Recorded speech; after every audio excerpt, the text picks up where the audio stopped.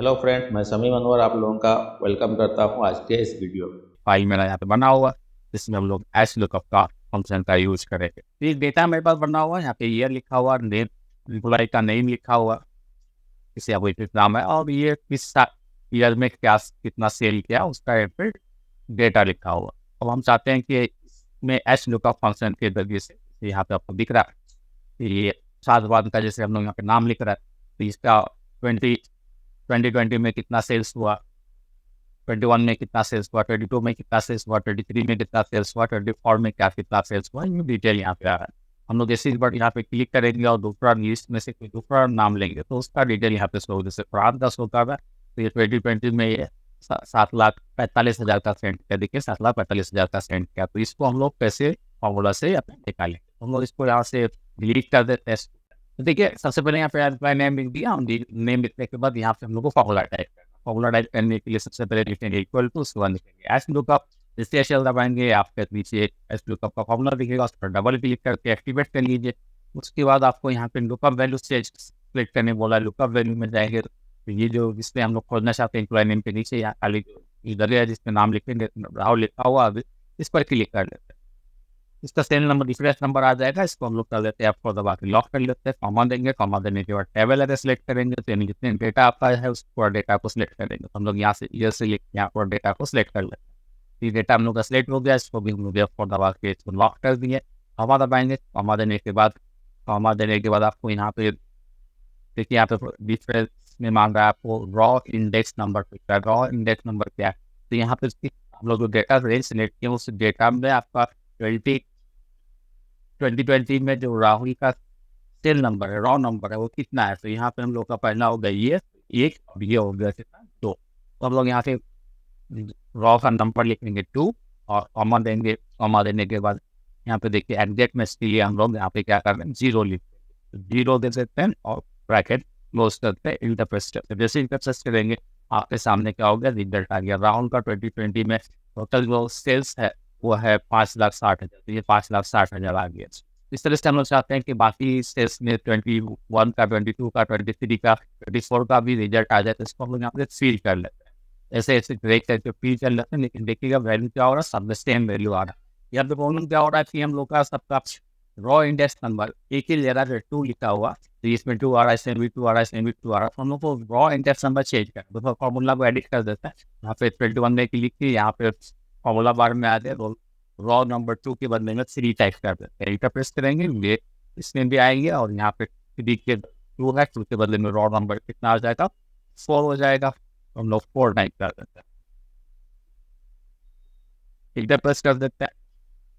और यहाँ पे रो नंबर 5 होगा, तो हम लोग यहाँ पे रो नंबर 5 टाइप कर देते हैं, और यहाँ रो नंबर हो जाएगा 6, तो यहाँ पे हम लोग रॉ का नंबर, इंडेक्स रॉ का जो नंबर है उसको हम लोग 6 टाइप कर देते हैं, इंटर प्रेस करते हैं। तो अब देखिए रिजल्ट, तो यहाँ पे राहुल का 2020 में 5,60,000 और 21 में 4,56,000, ये आपको दिख रहा है। लास्ट में 24 में यहाँ पे 4,52,000, तो ये रिजल्ट आपका यहाँ पे आ गया। अब हम लोग यहाँ पे चाहते हैं कि किसी और एम्प्लॉय का नाम देखना चाहते हैं, चेक करना चाहते हैं, जैसे यहाँ पे हम लोग फॉर एग्जाम्पल साधन लेते हैं, यहाँ पे टाइप करते हैं हम लोग नाम उसका साधन, और इंटर प्रेस करते हैं। जैसे इंटर प्रेस करते हैं साधन का क्या हो गया, साधन, जैसे इंटर प्रेस किया यहाँ पे हम लोग साधन का रिजल्ट आ गया। तो साधन का यहाँ पे देखिए 2024 में का 4,12,136, 4,12,136 आ गया। अब हम यहाँ पे एक और चीज कर सकते हैं, आपके लंबा लिस्ट आपके पास है तो बार बार नाम टाइप करना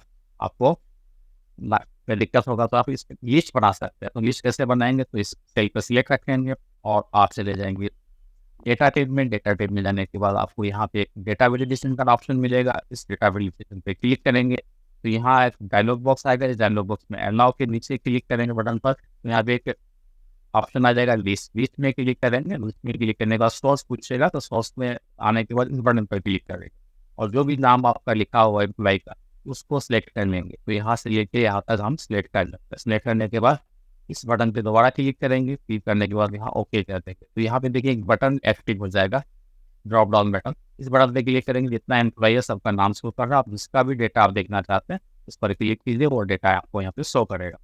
तो इस तरह से हम लोग यहाँ भी एच लुकअप फंक्शन का यूज कर सकते हैं। इसको हम लोग और बड़ा डाटा में चेक करना चाहते हैं तो आइए एक बार और प्रैक्टिस कर लेते हैं एक बार इसका।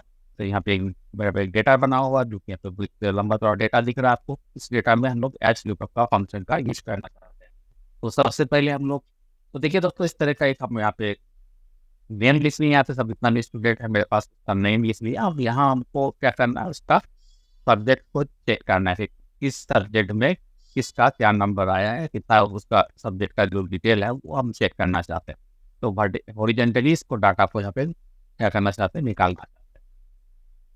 तो इसके लिए सबसे पहले यहाँ पे हम लोग टाइप करेंगे function equal to hlookup, double click किया lookup का फंक्शन आ गया। आपको बोल रहा है lookup वैल्यू ये इसको हम लोग कर दे, सिलेक्ट कर दिए, देन आ गया इसका पहले नंबर आ गया R4 और इसको हम लोग यहाँ पे F4 दबा के लॉक कर देते हैं। उसको जैसे आगे जाएंगे लिखिएगा कॉलम टेबल एरे में हम लोग पूरा जितना भी टेबल हम लोग का उस पूरा टेबल को हम लोग यहाँ पे सिलेक्ट कर देते हैं।